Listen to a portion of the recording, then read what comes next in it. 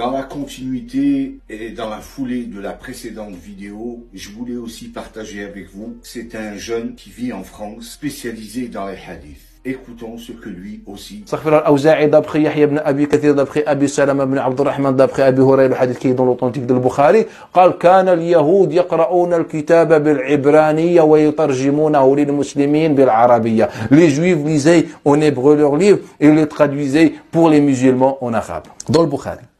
Le hadith de Wathil ibn Asqa' de Abi Darda, de Abi Umama al-Bahili, de Thawban ibn Yajdud, de Thawban ibn Yajdud et d'autres, de Amr ibn Shu'aib an Abihi an Jaddihi, rapporté par l'imam al-Zuhri et encore d'autres. Ils nous disent qu'un sahaba, ils étaient réunis autour de certains notables juifs, ou certains, si vous voulez, rabbins juifs.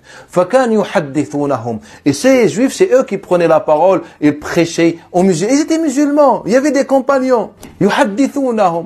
Al-halal, al-haram, le destin, voilà les sujets. فخرج النبي صلى الله عليه وآله وسلم فقال هلكت أمة محمد. La umma de Muhammad a péri. En islam, les compagnons priaient comme ça.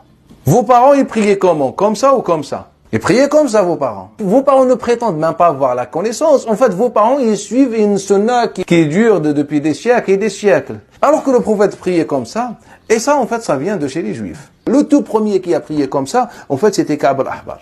Et ça, c'est encore une pratique juive.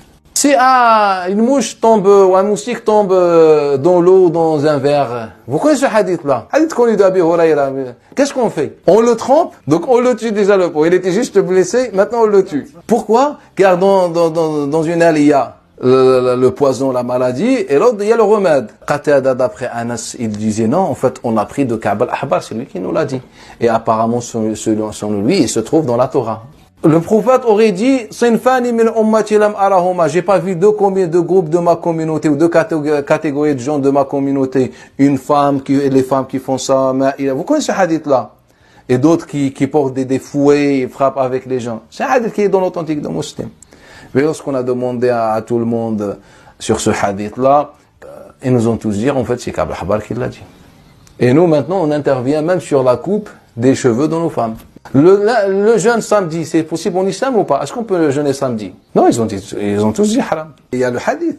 Et c'est vrai, quand on a demandé à Ka'b al-Ahbar, il nous a dit, c'est haram. Et c'est lui qui a dit le premier que c'était pas autorisé. Il y a encore et encore d'autres exemples. Mais je voulais juste vous expliquer. Cette perception de l'islam, on l'a héritée de chez les juifs. C'est pour ça, à chaque fois, je dis, je ne sais même pas si on est musulman ou on est juif aujourd'hui.